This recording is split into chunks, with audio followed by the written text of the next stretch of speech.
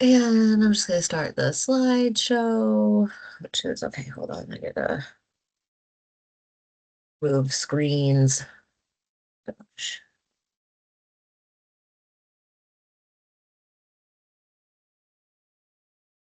I'm sorry. I think I need a new mouse. My mouse is like glitching hardcore. Mhm. And then share my screen. Alrighty, yeah. So, as we discussed, and actually, I'm just going to go ahead and so I don't have to stare at myself, turn off my camera for a little bit. Um, so, as we mentioned, we're here today to talk about school outreach. School outreach is a really important task that you all do within your regions, really connecting you, into your communities in a way that business outreach obviously connects us to our communities, but school outreach really connects us to so many different aspects within our communities, and especially the youth. And so ultimately, the goal, as we know always, is to provide information and assistance, and that ultimate goal is compliance. And we want to make sure that Vermonters see proper and good waste sorting in school so they can replicate that in their own lives at home and at the recycling centers and when they, grow up and move through other schools in their community too. Mhm. Okay, let's see. So ultimately, like we like to set the base expectations. That's why we're doing this meeting right now. This is the first year of the SWIP. And so we just want to ensure that people have a solid understanding of what the base expectations are. And so um, each of you are responsible for conducting outreach to a minimum of 10% of your schools or two schools, whichever is greater. Um, that includes, that number of schools you get from adding up all the public and private K through 12 institutions. Um, and so I remember for myself in the NEK, when I was up there, I think it was like 3.2 schools or like 3.6. I ended up doing four a year, but often more depending on what I did with schools. But the goal is to work with the administrators and or facilities and food service staff at those schools so that you can have a variety of really meaningful conversations on disposal bans, how to correctly recycle, how to separate food scraps for composting. Again, why it's important to talk to food service folks as well. Um, how to responsibly manage hazardous waste, and then all of our special recycling programs that we have in the state through extended producer responsibility, like electronics, paint, batteries, mercury containing bulbs, and thermostats. Um, Actually, the collection options available, for HHW for schools as they are VSQGs actually aren't the HHW EPR. And so that's an interesting language where it says it right there. But anyways, it's still important to talk about household hazardous waste with the schools, but you don't need to necessarily refer to the state's extended producer responsibility law. This year, or this SWIP term, there is a difference in the SWIP where it does allow that if a swimmie is not able to get in touch with a school in person, that you can do phone calls or video calls uh, with schools. You know, I'm sorry, I'm remembering, for a second, I thought we said in here that there should be some discussion with A&R before that happens. I'm sorry, it literally says it right there. I'm getting over a fever. I apologize. But it says with prior A&R approval. And so our goal with that was, we understand it's difficult to get in touch with some schools and to really get through the door and be there in person. If you're having difficulty with schools, um, and you say to us, hey, I'd like to meet with this school by phone or video because I can't meet with them in person. Our our hope is that, the DEC can help you reach out to that school and facilitate that in-person meeting, because those are so beneficial in school communities to really go and see how things work. Um, and so, still, if that does not work, ultimately phone calls and emails and video calls are appropriate, but our goal is that you'll work with us and we can help lead you actually into the school and meet with the right people. And then, of course, like in previous years, there is a spreadsheet that I'll show in a second that will help you document all of these conversations and topics that you cover with the school. Oh, I guess it's not on the next one. I apologize. Oh, well, this is just to really emphasize um, that, 10% or two schools in a year, which does include private schools. And, the thought with that 10% or two schools would be that you reach 50% of your schools within one SWIP term. And then, in the next SWIP term, you would focus on those 50% that you didn't reach in this one. And so that, hopefully within 10 years, all the schools within your region will have met with the district at least once. That's the thought process behind that. And if you have fewer than 10 schools, revisits may be required to meet this expectation of, at least two schools. I know there are a few swimmies which have only one school, um, and that would require them every year to revisit the school as needed, or as required by the SWIP, I should say. And so in order to meet your outreach requirements, really, you want to make sure that you cover all those required topics, that you're speaking directly with a facilities administrator or a food service staff, someone who directly has some decision-making power with the waste flow in the school. And again, attempt for in-person, but if not, then phone calls can be approved.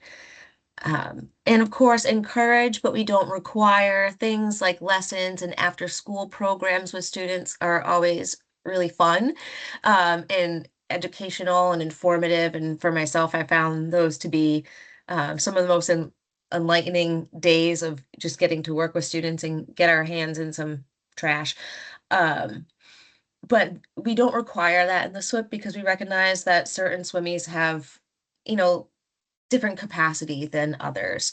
And so, we want to hear about those success stories, but you do not need to go and engage with students directly and offer them educational lessons. So again, to emphasize what the required topics are, we want to make sure that all schools are aware of what is banned from the trash, basically that landfill ban disposal poster or the waste not guide covers all of those materials. How to properly recycle, food scrap diversion, how to waste less food, which of course can be an interesting topic with food staff, but there's always resources out there to remind staff about like meal planning for the entire month out, taste tests for students, getting like actual lunch lists from teachers in the beginning of the day of what students want so they don't over prepare. There's so many great tactics that schools use to reduce food waste. Food donation is a great thing to talk about, but it can be difficult in schools. And I have heard of schools maybe donating some of their milk cartons, before long school breaks or when there's a big storm coming and they know school won't be open for a few days. But that's typically not something that they'll do often. Hazardous waste, like we mentioned, schools, given that they're not households, probably, they generate enough that they would still go to your household hazardous waste events. Um, but again, you don't need to talk directly to them about household hazardous waste EPR, but we do want to make sure that they're aware about the electronics, paint, batteries, mercury, light bulbs, and thermostat collection programs. And for the SWIP reporting uh, spreadsheet, we have this on our website on the SWIMMY resources page that's nested under the planning page. In this document will just help you sort of keep track of all your businesses and schools.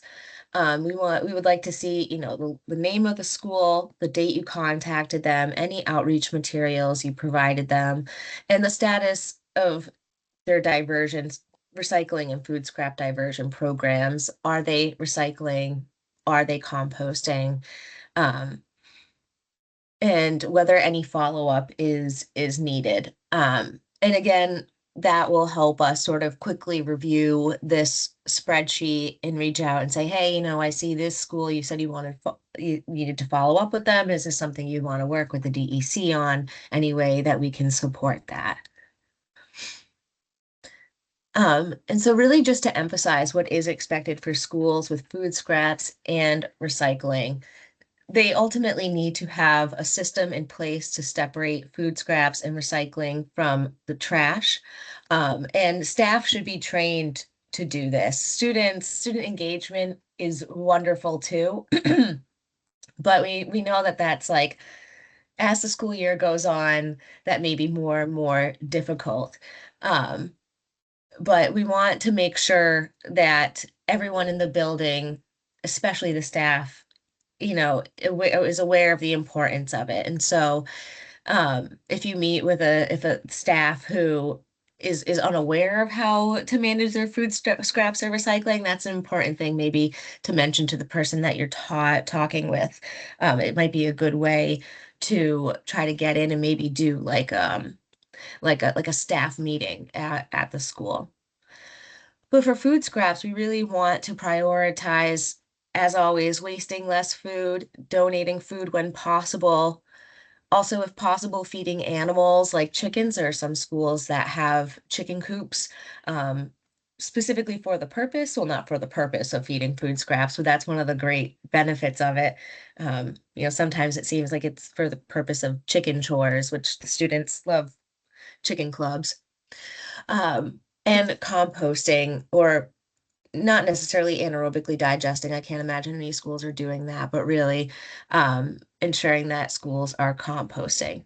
And of course, we all recognize that if a school has a composting program in place, there may be a small portion of food scraps that end up in the trash, and that is not breaking the letter of the law. Basically, if some food scraps end up in the trash, as long as there's a program set in place and people are aware of it and students are taught how to compost, there's going to be mistakes that happen, and that's okay. Um, so for hazardous waste, one thing I remember with schools is I was unaware for a while that schools need to receive an EPA site number. This is something that they work directly with the hazardous waste program to get, and so I actually don't know much information about it. I mean, obviously it took me years when I was in the NEK to even know that that was something that they should have. Um, and so it's great to have Drew Young's contact information available. He would be the person that schools can reach out to find out more. Um, I hope I'm not giving the wrong contact, but he's very friendly anyways, and so I don't think he'd mind. And schools I've always found are really great with their knowledge of hazardous materials. They know they're supposed to follow state and federal guidelines with how they handle the material for purchasing material, and for disposing of it. They know that a lot of them, it seems they are already aware that they're supposed to maintain their hazard communication action plans and their chemical hygiene plans. Um, and a lot of them are already seem very, very engaged in purchasing, those safer alternatives that the state puts. They have like a whole safer all cleaning guide for schools. Yes, and I do see, yeah, Drew Youngs or Mia would be able to connect you with Drew regarding the hazardous waste, any issues at schools with regarding that. But again, on our website, we have our entire universal recycling for schools webpage that anyone from a school can go to hear everything that you've probably mentioned to them also from the state.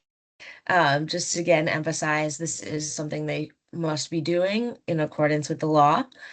And that there are programs also for hazardous waste management at schools. And we have, again, information on the website of how schools can obtain that handler site ID from the EPA. And then DEC school outreach support. I mean, with the DEC, we do go out and do business outreach, but we don't go out and do as much direct school outreach. And so we more support the school outreach quarterly meetings, outreach to the principal associations and the superintendent association and the agency of education.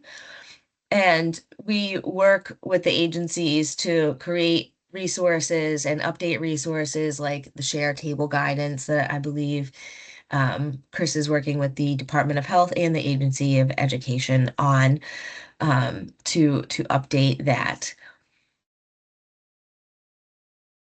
And of course, with the DEC, as I mentioned, we may offer some influence for in-person meetings, maybe when schools um, seemed a little bit standoffish at first.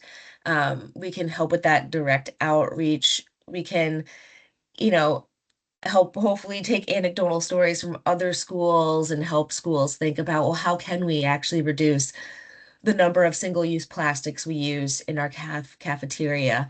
Andy and I had a great conversation with the Riverside Middle School in Springfield a few weeks ago, and they're just, trying to consider a whole bunch of great ways to redesign their waste sorting station and really try to capture all those metal forks. It's amazing because people don't toss them away at home, but there's something about being in school that's a little different. But yeah, just that the brainstorming that goes behind thinking, well, what does that sorting station need to look like? And what other tools are available to make sure that those forks don't end up in the trash so that we can really switch forks, this cutlery was the last thing that was disposable, from COVID that they were working back into reusables. And again, so we have a whole bunch of DEC resources on our website, and you can find these. We do have a school outreach packet. Um, oh, so this is old, actually. I apologize because we do underneath the planning page, there is a SWIMMY resources page that's separate. But I can send that out in a follow-up email along with this recording and a link to this site as well. We do have just simple one pagers directly for businesses, for about school and business requirements, managing items banned from the trash. It really just goes through, we're required to recycle, we're required to, manage food scraps, and then a quick, some information about household hazardous waste. And so that one, oh, actually, no, I apologize. We have that in Mandarin, but not translated into other languages. And then we have a whole host of documents about, managing food scraps as well. What I always like to have is our waste not guide, because it's to me a little bit friendlier than the black and yellow landfill ban, and it actually has what you do with all the materials. And so it has everything that shouldn't go into the trash, and then how to manage all the things. Yeah, whether it be recycling, compost. Oh, sorry, I saw something in the chat. I'll look in a second.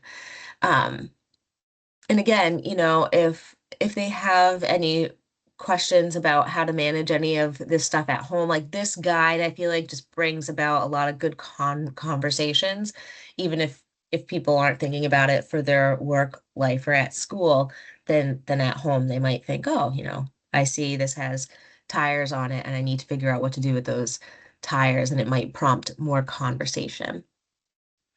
And again, we have our Vermonter's Guide to Recycling in a variety of languages. And so, another thing that's positive about these is that they're very much pictures of common materials. And so, depending on people's reading levels, they could still quickly look at this and just get simple information from it about what should be recycled.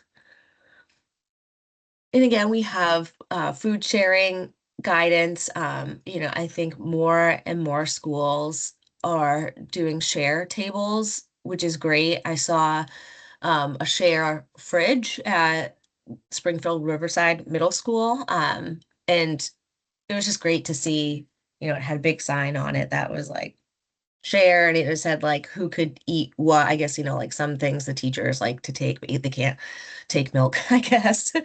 But it was great to see. And again, food donation guidance. And then, more and more schools, I believe, are having issues with bears. We do have resources through the state and the USDA, the APHIS team. They have regional USDA employees who can work with schools directly to help them mitigate bears coming onto their property with whatever they're attracted to. But that is becoming more of a concern. And again, hazardous waste, and we have a variety of posters available on our website and for download. And I believe we have some printed that we could send as well. But I believe that's it. Yeah, so I will stop sharing for now. And I know that was quite short, but a big part of the goal of this one is we wanted it to be an open conversation. We realized after the business meeting, there was just such good conversation, and we didn't have as much time for that. And so we really just wanted to open it up to questions. If people wanted to offer insight, I will look at that chat. Yeah, I was wondering if it was actually Wendy Edwards. Um, that is the contact at A&R. That's what I recalled. I think if you reached out to Drew, he would basically help you get in contact with Wendy. You know how we are at the state. Like Drew's like he's one of the main point of contacts like externally for a lot of the hazardous waste program. But thank you for putting that. That is an additional, or probably just the direct person to reach out to, Wendy Edwards, for the EPA ID number for schools. And Anne mentioned that the share table guidance and the food donation guidance is being reviewed currently. P.S. This is Chris. Thank you, Chris. Yes, and so Chris is working with the Department of Health to update those and make them more accessible, which is great. And so yeah, I'd like to open it up. I'm gonna take a sip of water as you all think of questions you would like to ask, or stories you'd like to share of successes. One thing I always liked to do when I was in the NUK is I often did my in-person outreach with the janitors in the summer, because the maintenance staff is there but the students aren't, and so there's not as much of security issues. um, and maintenance staff are often very willing to have a visitor in the summer because it can get a little bit quiet at the schools. And so I found huge success trying to get into the schools when it was just empty. So that's something I always like to share. But any other success stories or questions or tidbits, welcome.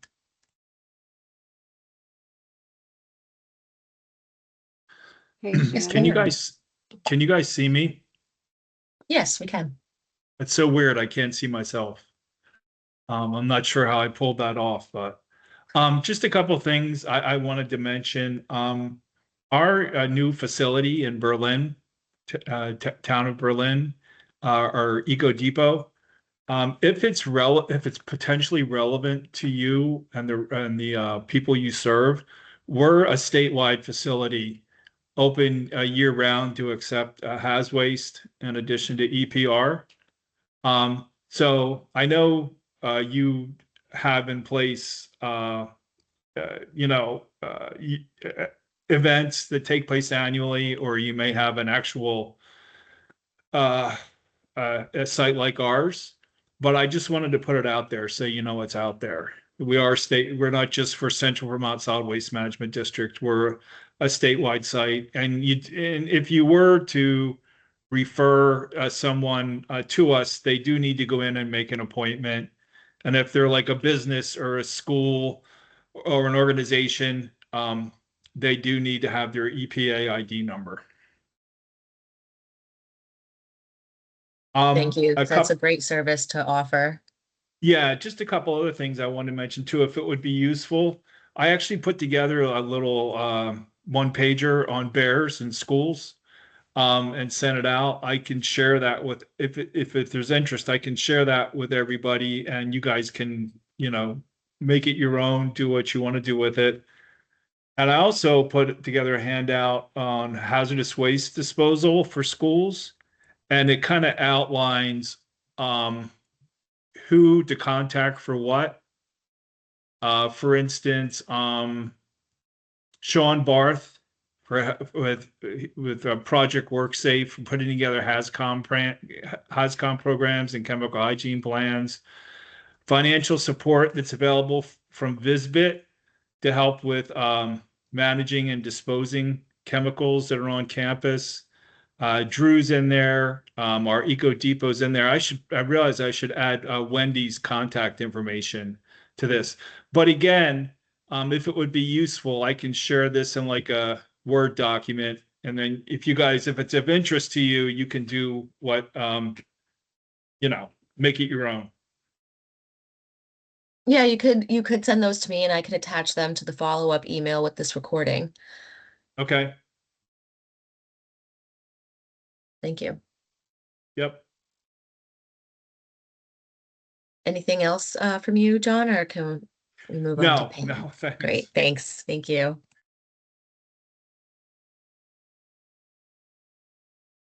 Shannon, the information pieces that you were talking about that you showed on your slide, are any of those available in printed form for us to get?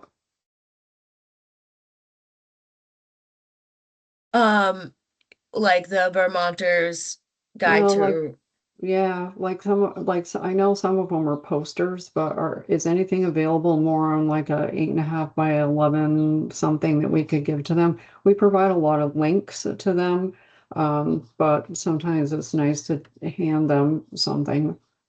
we could mail if we could print some things in our office and mail a packet. Um, Okay, yeah, of like a limited quantity of each. Um, yeah, that'd be great. yeah, and Abigail did mention she prints it out, but Yeah, if you ever have an issue with that, we can certainly provide them yeah. too. But I don't think we have some of the things that you showed on there, but it would be helpful. Hmm. Thank you. Yeah, if you just follow up with me and let me know like specifically what you'd like, I can make sure that we Okay, have some available. If anything is specifically hard to print, yeah, because it's like printer heavy okay. Thanks, stuff. Shannon. Andy? Yeah, I guess I'm wondering if anybody can like sort of clarify the how clarify the school's responsibility to pay for their own waste. Like, can they participate in EPR programs like get rid of their light bulbs at the transfer station, or should they be paying for their stuff? Or, you know, participating in a hazardous waste collection versus, they should be covering the actual cost of all that stuff. Like for businesses, we would have them cover the cost of their own waste, but like for residents, we discount that. So I don't know if, people if there's a strong line on, covering their own waste they produce as a school. Well, yeah, some for the EPR programs, it is written in the EPR programs who is available to access those. And so specifically for like mercury bulbs, schools can bring up to 10 bulbs to a collection facility free of Great. charge. If they do have boxes sent to the school for like a major switch out, would be something that um they could even work with like I'm forgetting the name of the organization that manages that, but they would get Veolia. boxes yes, um, or CRS depending on where you are, for electronics, and computers and televisions would need to be free of charge, but there may be other fees for other non-covered electronics. Um, and so, yeah, specifically for the EPR programs, that has to do with what it says in statute of who's available and who you're able to charge. And so I could, I would need to follow up with Sarah first just to make sure I'm speaking correctly, but I could follow up about that. But with household hazardous waste, that is the decision of the SWIMI, Okay. whether or not they choose to pass those costs on to schools. Even when the EPR does come into play, as schools are not households, their products will not be covered, and so you could still charge them because they're not a household. It's more of a VSQG. Right. Yeah. Okay. All right. And as an example, at Wyndham Solid Waste, we don't charge schools for an access sticker, but they pay the regular resident fees. And kind of what Shannon was saying, like the 10 limit on some things, it's mostly about volume and how much space we have. It's not so Right. much like that we won't take it. It's just like we have limited space for these things, and schools usually have a bigger drop off. Well, that's the thing. They'll like show up like, oh, we just changed out all of our bulbs and we have like 100 4-foot lamps. Like, what? We don't have Yeah. space for that, that There kind are a of lot thing. of schools who hold on to that stuff for years on end. So my advice is like Shawshank Redemption it. Just give us a little at a time. You were holding on to it for so long already. Like bring Yeah. it at a Okay. reasonable rate. Yeah. Yeah, and certainly if they bring in a mass amount of bulbs like that, at least for example, in the NEK, it would be like 10 cents a foot. And so we would charge for bulbs. And Mhm. because that was how the charge worked out to get them shipped out. And so, if the district is incurring costs, you can absolutely pass those costs on to a customer. Mhm. Um, But it's up to the SWIMI to decide. So, yes, okay. John. Yeah, I was just thinking, I think with the first 10 are free for us. And then I think we're 15 cents a foot, if I'm not mistaken. And one thing to encourage schools, I think thankfully, of course, we're going to be seeing less and less of the mercury containing bulbs now as schools pull them out and replace them with LEDs. But as they continue to come out, one thing to might help encourage them not to stockpile them as much is my understanding is they're not supposed to have a bulb on campus for more than a year once it's removed. So you can give them a heads up about that. And yeah, just let them know before they come, this is what it's going to cost, and however you work that out with them, whether they're supposed to bring a check or you invoice them or whatever.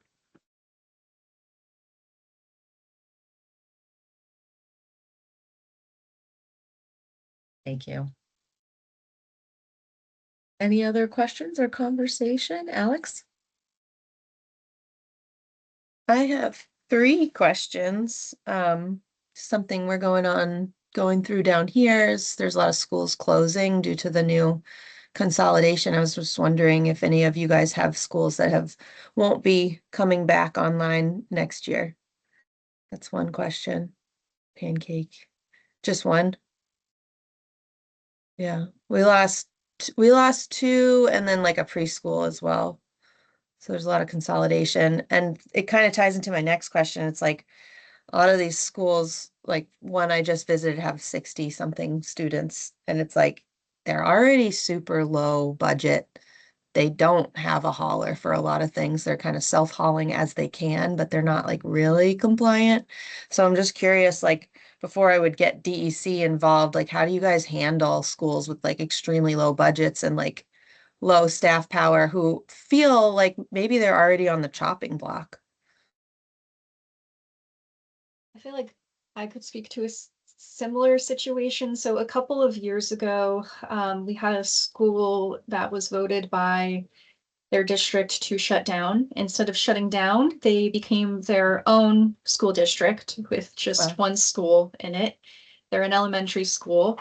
And when I did outreach there, they didn't have a set person for custodial maintenance. It was their science teacher who was handling that. And she was also teaching 2 grade levels. So there were some nice things, like they did have composting on site. They had an on-site compost pile that had been going on before the shutdown, so that was fine. But it was just kind of understanding their capacity and kind of working with both their administration and their teachers to just kind of figure out a system that worked for their school, just when dealing with such limited capacity and time. Yeah.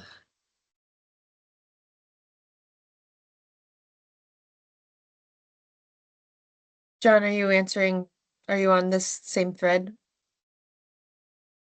You're muted right now. Just that I had another case of a small school with limiting funding. I think they were down to 30 kids. It's a religious-based school, and they'd been in existence for 50 years. And they wanted to get into diverting food scraps because they're having so many animals in their dumpster. But I think when they reached out to Casella and such, they didn't feel like they could afford it. So they ended up enlisting somebody with chickens. I'm always a little bit concerned about that as a long-term solution compared to Casella's picking up regularly for them, but they felt like that's what they could afford. That's what they did, and hopefully it'll be sustainable for them. Yeah. I have an so the school that I visited, I'm curious if any of you have seen this kind of tool. Can I share my screen and show you their digester that wasn't I think functioning, or I is that think you should possible? be able to share the screen. Go ahead and try. Um, what are you guys seeing? Your background. Do you see a picture right Okay, now? yep.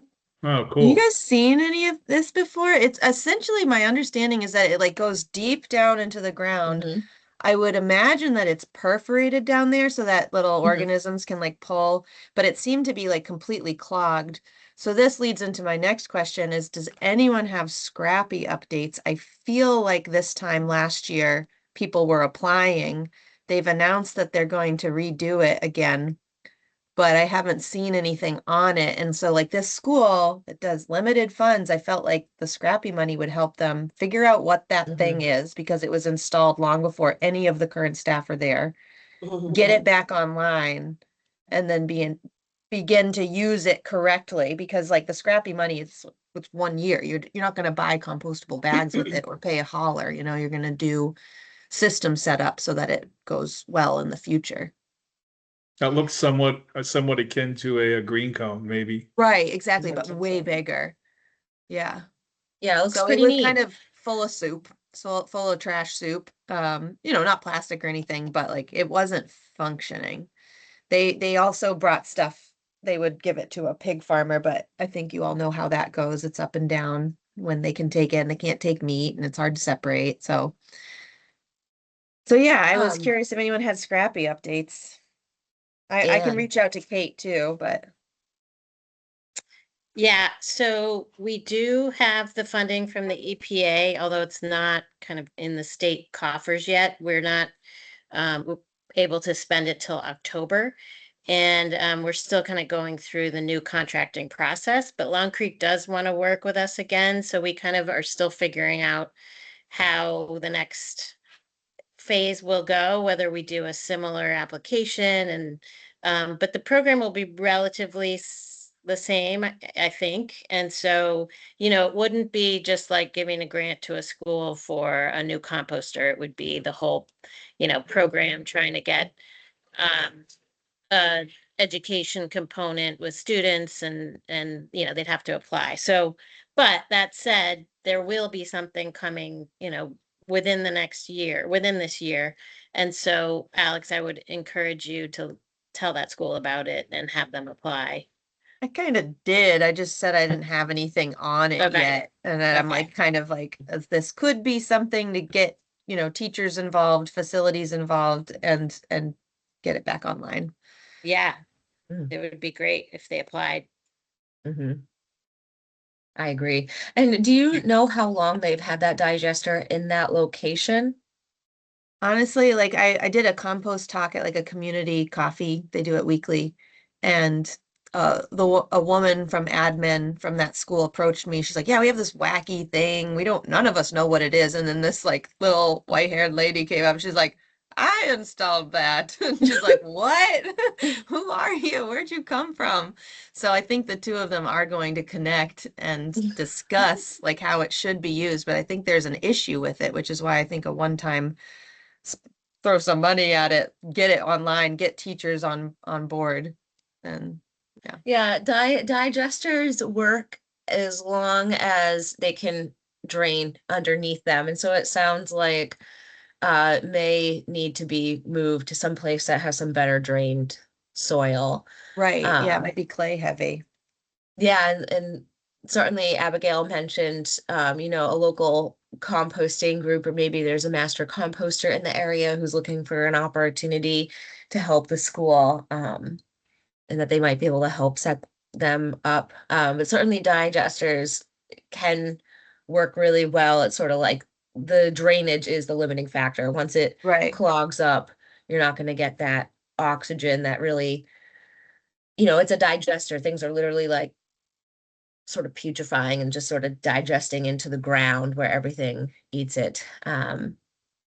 But yes, I have heard of schools using it, except they had very clay heavy soils, and so it failed pretty quick. And so it right, may just yeah, need to be moved. They also will just, they have a lifespan in terms of where they're placed, even on well-drained soils, depending on what you're putting Mhm. in them. If there's bones and stuff like that, that stuff's going to accumulate. So eventually, I think my understanding is they do need like a clean out. yeah. Mhm. And how does that cost compare to regular hauling, right? Like, I don't know, I don't have any specifics on draining it out. Is that a septic kind of company that would come, or? No, it's No, no, literally just you need to like pull it out of the ground, and hopefully It's before it gets full, tens that's of feet down. It's not a green cone. It's like down there. Yeah. what's down there, the material that's accumulated or the actual The actual equipment? like sleeve, the plastic. It's because like above ground is like 55-gallon plastic size, and then below it goes down either twice or more into the hill that it's on. I wonder if it would be helpful to you and to them if you could find out the manufacturer's information and reach out to them to find out more about it as a starting point. Yeah, I'll get in touch with the admin woman and see if she connected with the mystery compost fairy. yeah. Because how did if it's that, she obviously had some help getting into the ground Yeah. Yeah, and too. it's nothing I've ever seen, so it's like, where do you guys Mhm. come up with this thing? That's pretty neat. It'll be interesting to find out more about it if it can potentially Mhm. work for a small school. Right. I mean, they've got 60 students. Yeah.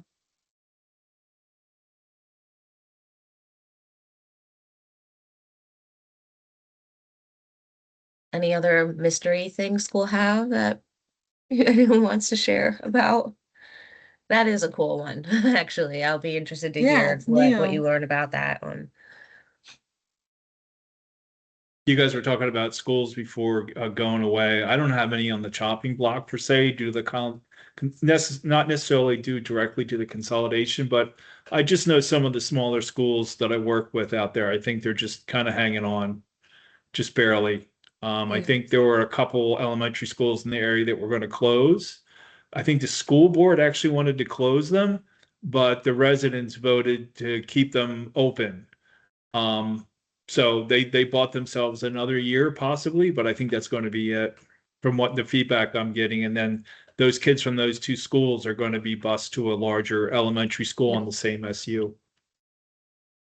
Yeah, for one of my schools, it was really interesting. The front porch forum, like if you just took the temperature from what people were saying there, seemed like the town was going to vote to keep it open. And then like I saw the town vote was like 200 to like 5 to close it. And I was like, wait, Wow. what happened? You guys were very passionate on Front Porch I'll tell Forum you about what keeping it probably open. happened is property taxes. That's probably Yeah. what happened. Yeah. Yeah, that was Marlboro Elementary, and they were actually like really good at source separation and had an excellent staff. But Mm. now all these other schools, I mean, silver lining, maybe they're getting some good new hires, but yeah, it's tough out here in the rural. But, Yeah, it's like understandable from a fiscal perspective, but it's right. heartbreaking in terms of Yeah. what this, not just the school being lost, but what it means to the entire school community to Right, lose because that these as kind of a center point, a reference point for the entire culture, town. yeah, yeah, community support. It's like these small towns, like they want young families to come, but they have to close their elementary to stay viable.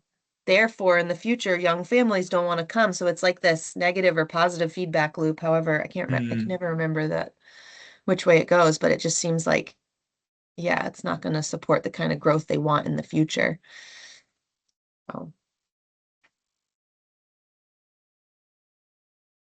I'm visiting a new school next week. The 7th grade class wants to talk about plastics. They're doing apparently a plastics class, so that's kind of my back door into the school and get to talk to facilities and whatnot. I always offer educational stuff because our board supports that. And then I'm like, yeah, and I'd like to talk to your principal and your facilities and your just kind of sneak in, just be friendly and offer stuff. They love the special recycling information, so that's always a carrot. But Doing something. Actually excellent advice for getting yourself in the door, even if you're not necessarily meeting a SWIP requirement. right, You yeah, know, the kids are gaining from you coming in and providing them an enriching experience. And then the key is you're in the door. right, yeah, And then you can reach out to the food services and the facilities folks about the stuff that, you're mandated to cover through SWIP in one way or another. Yeah, that's also how I get a lot of my outreach checks for the SWIP requirements is doing a presentation and then meeting with facilities or food service afterwards. Tomorrow oh, I'm going funny, to the high school to do a trash sort, and then after I think I'm going to swing by custodial services and hopefully get that check mark. So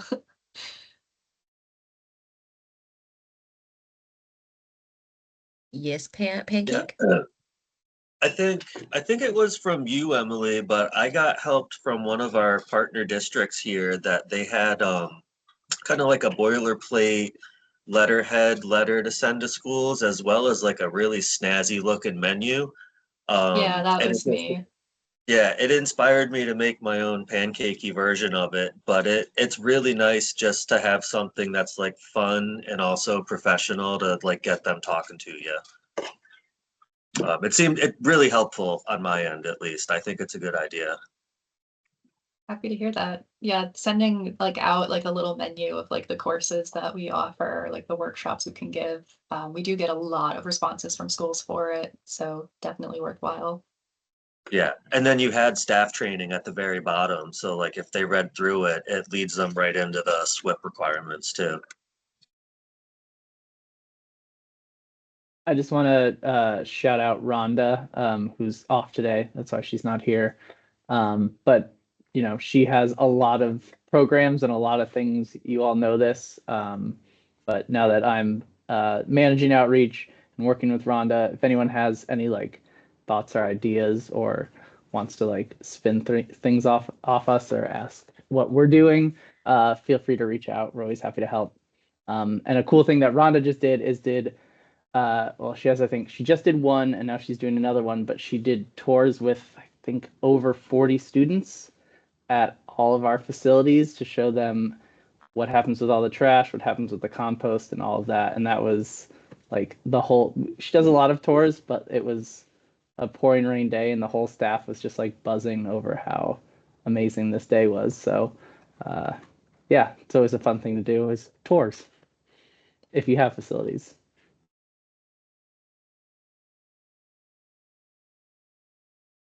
Yes, Mel?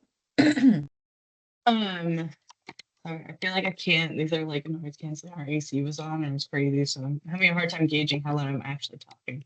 Um, but next month. A couple of us are going to the custodial conference. I'm sure there's still time if anybody wants to piggyback on that. I'm not taking the lead for presenting, but I'm be support in the back for my friends who've been doing this a little bit longer. And I'm excited for that to kind of like make some of those connections. And then also to piggyback off of what Joey said, next Tuesday, I think I have a group of about 40 kids, fifth graders, coming to check out Lemoyle Soils or compost facility. I had my first school outreach thing last week where I went and taught some kids about compost, and we dug through dirt for a while to look for worms. So that was cool. And then I have another school that I'm going to at the end of this week. It's one of these schools that we're kind of talking about where, like, I think probably in the next year they probably won't really exist.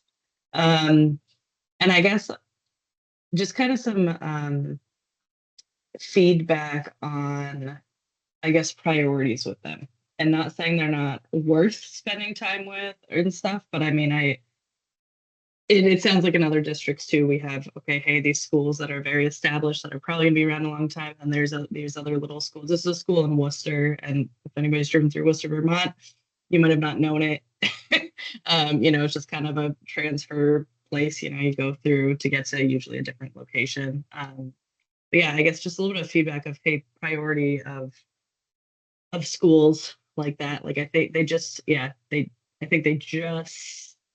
made it to being able to last another year, but we'll see. I don't think in the next couple of years they're going to be around.